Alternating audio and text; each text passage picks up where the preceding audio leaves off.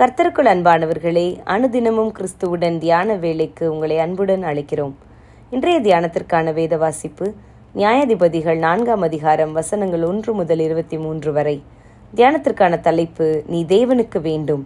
அதற்கு பாராக், நீ என்னோடே கூட வந்தால் போவேன், என்னோடே கூட வராவிட்டால் நான் போக மாட்டேன்.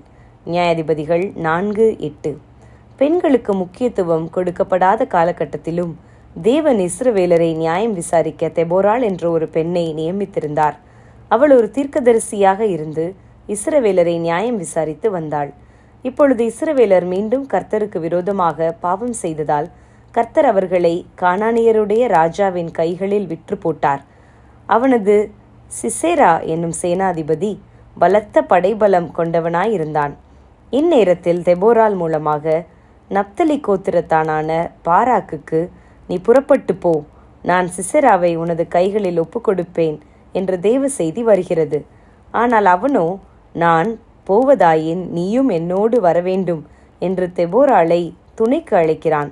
அதற்கு தெபோராள், நான் உன்னோடே கூட வருகிறேன், ஆனால் இந்த வெற்றியின் மகிமை உனக்கு கிடைக்காது, தேவன் அதை ஒரு பெண்ணுக்கே கொடுப்பார் என்று தீர்க்க தரிசனம் உரைக்கிறாள். அதுபோலவே சிசெராவையும் அவன் சேனைகளையும் பாராக் முறியடித்த போது சிசெரா தப்பியோடி யாகேலின் வீட்டுக்கு வருகிறான்.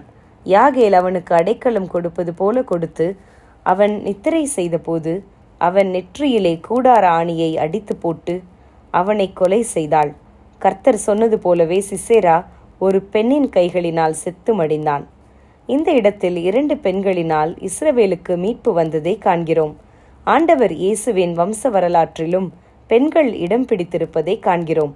ஆண்டவர் உயிர்த்த ஆண்டவராக ஒரு பெண்ணுக்கே முதல் தரிசனத்தை கொடுக்கிறார்.